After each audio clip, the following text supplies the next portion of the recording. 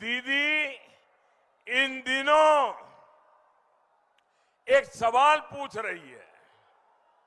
आपने भी सुना होगा। दीदी एक सवाल पूछ रही है कि क्या बीजेपी भगवान है, जो उसे पता चल गया है कि पहले 2 चरणों में बीजेपी की बड़ी जीत मिल रही है। आदरणीय दीदी, ओ दीदी,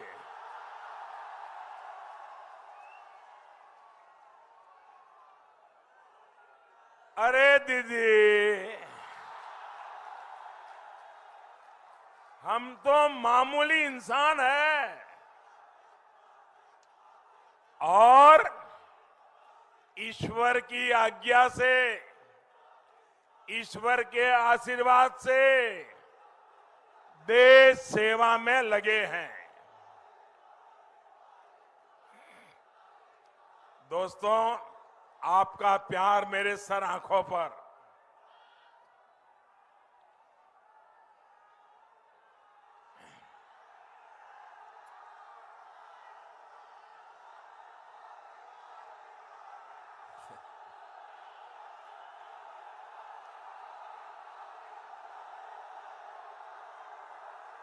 मैं आपके इस प्यार को कभी भूल नहीं पाऊंगा दोस्तों। आपके आशीर्वाद मेरे लिए बहुत बड़ी ताकत है।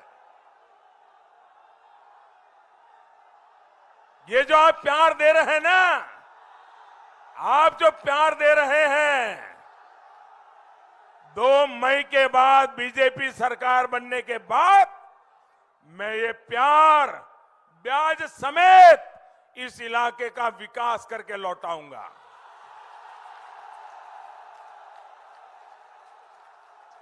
ये आपका प्यार कभी बेकार नहीं जाने दूंगा।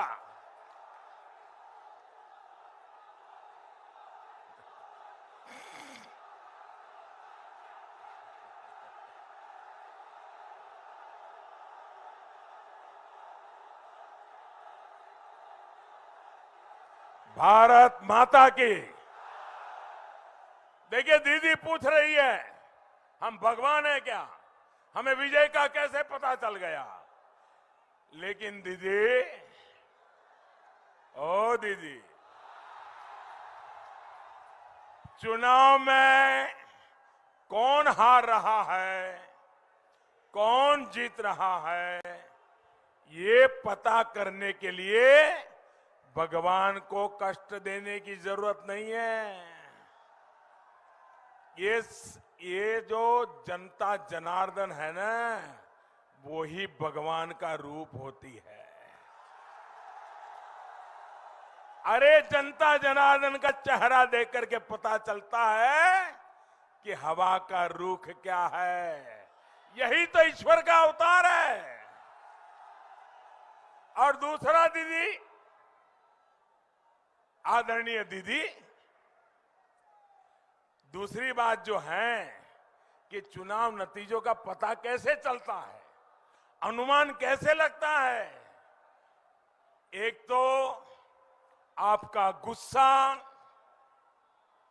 आपकी नाराजगी, आपका व्यवहार, आपकी वाणी, इन सबको देखकर एक बच्चा भी बता सकता है कि दीदी, टीएमसी आप चुनाव हार चुकी है, दीदी आप मैदान छोड़ चुकी है। रोज आप सुनिए, रोज आपको कहना पड़ रहा है कि आप नंदीग्राम जीत रही है, नंदीग्राम जीत रही है। आदरणीय दीदी, ओ दीदी, दीदी जिस दिन आपने चुनाव के दिन पोलिंग चल रहा था, नंदीग्राम में पोलिंग बूथ में जो खेला किया, जो बातें कही, उसी दिन पूरे देश ने मान लिया था कि आप हार गई है। इसके लिए भगवान को पूछने की जरूरत नहीं है दीदी। जब आपकी पार्टी ये घोषणा कर देती है कि दीदी अब बनारस से लोकसभा चुनाव लड़ेगी, तो कोई भी समझदार व्यक्ति बड़ी आसानी से समझ सकता है कि टीएमसी का सुपड़ा साफ होने जा रहा है। बंगाल में अब टीएमसी नहीं बच सकती है। दीदी को राजनीति करनी होगी तो बंगाल के बाहर जाना पड़ेगा। ये आपकी पार्टी बोल रही है। क्या ये सुनने के बाद भगवान को तकलीफ देने की जरूरत है क्या? भगवान को पूछने की जरूरत है क्या? आपको भी समझ आता है कि नहीं आता है? आपको भी पता चलता है कि नहीं चलता है दीदी हार रही है? आप बताइए, आपको लगता है कि नहीं लगता है? आदरणीय दीदी, ओ दीदी, अभी हाल में ही आपने कहा, देखिए एक महत्वपूर्ण बात है, अभी हाल ही में आपने कहा कि सभी मुसलमान एक हो जाओ, वोट बंटने मत दो। दीदी, आप ये कह रही है, इसका मतलब है कि आपको यकीन हो गया है कि मुस्लिम वोट बैंक की आपकी जो ताकत आप मानती थी, वो मुस्लिम वोट बैंक भी आपके हाथ से निकल गया है।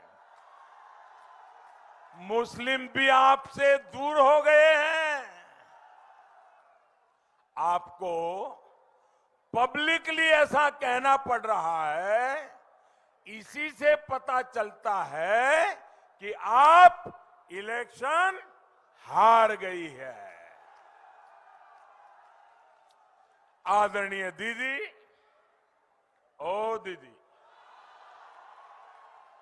आप वैसे तो चुनाव आयोग को गालियां देती रहती हैं, सुबह शाम एक ही बात करती रहती है, लेकिन जो बात आप बोल रही है, अगर हमने कहा होता कि सारे हिंदू एकजुट हो जाओ, बीजेपी को वोट दो, तो दीदी ये इलेक्शन कमीशन हमें 8-10 नोटिस भेज देता। प्रधानमंत्री को भी नोटिस आती, अध्यक्ष को भी आती, उम्मीदवार को भी आती। अरे इतना ही नहीं, सारे अखबार देश के पहले पेज पर भरे पड़े होते और दुनिया भर के एडिटोरियल लिख करके हमारे बाल नोच लिए होते। दीदी, मुझे पता नहीं है कि आपको चुनाव आयोग ने नोटिस भेजा है या नहीं, लेकिन आपकी ये बात साफ बताती है कि आप जिनके भरोसे चुनाव के मैदान में थी, वे भी अब आपसे चले गए हैं और आप पब्लिकली उनको कह रही हो, मुसलमानों एक हो जाओ, मुसलमानों एक हो जाओ, मुसलमानों एक हो जाओ, मुझे बचाओ, मुझे बचाओ, मुझे बचाओ। ये दीदी बोल रही है। दीदी, इसका मतलब ये होता है कि आप चुनाव हार रही हो। दीदी, जिस चुनाव आयोग ने 2 बार चुनाव करा करके आपको मुख्यमंत्री बनाया, आज आपको उस चुनाव आयोग से ही दिक्कत होने लग गई। ये दिखाता है कि आप चुनाव हार चुकी है।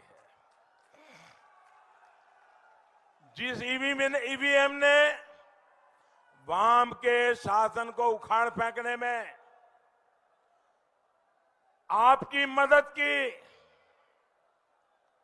बंगाल के नागरिकों की इच्छा का आदर ईवीएम मशीन खुद करता है। एक एक नागरिक की इच्छा ईवीएम में कैद होती है। आज आपको उस ईवीएम से भी समस्या होने लग गई। जब आप ईवीएम को गाली देती हो, आप इलेक्शन कमीशन को गाली देती हो, तो मामला पक्का है कि आपका खेला शेष है। ये दिखाता है कि आप चुनाव हार चुकी है। जिस केंद्रीय वाहिनी की मांग आप खुद करती थी, मांग करती थी कि केंद्रीय सुरक्षा बलों के हाथ में ही चुनाव होना चाहिए, दीदी आप आज उन पर गुस्सा कर रही हैं, उनको बदनाम करने के लिए भाषा बोल रही है, षड्यंत्र कर रही हो। ये दिखाता है कि आप चुनाव हार चुकी है। दीदी आप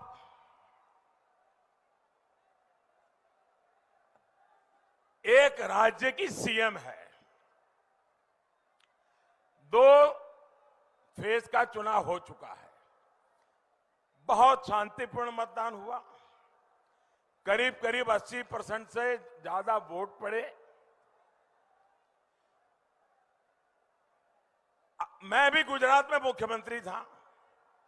इतना अगर वोटिंग होता है, शांतिपूर्ण होता है, तो सीएम के नाते मैं गर्व से कहता हूं कि देखिए मेरे राज्य में शांतिपूर्ण मतदान हुआ, मेरे राज्य में इतना ज्यादा मतदान हुआ।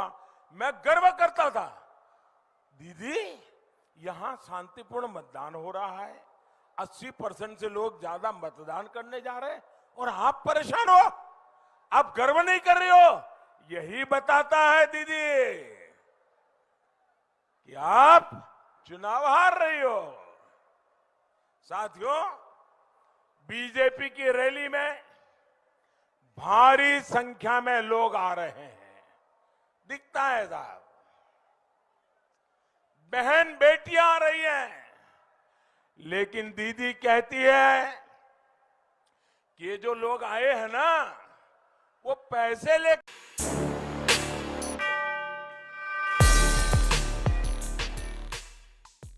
ट्विटर पर किस बात पर हो रही है बहस? मोदी ने कौन सा बड़ा ऐलान कर दिया? इंस्टाग्राम पर क्या फैला है? क्रिकेट जगत में किसने छुड़ाए किसके चक्के? राजनीति में क्या हो रही है उठापटक? किसने किस पर कसा तंज? अब इन सब की जानकारी मिलेगी एक ही जगह पर। जी हाँ, सब्सक्राइब करके द हिंदुस्तान मिरर को और पाएं डेली न्यूज, राजनीतिक उठापटक, क्रिकेट की खबरें और भी बहुत कुछ, सिर्फ और सिर्फ द हिंदुस्तान मिरर। तो अभी स्क्रीन पर दिख रहे रेड बटन को दबाकर जुड़ जाए द हिंदुस्तान मिरर के साथ। धन्यवाद।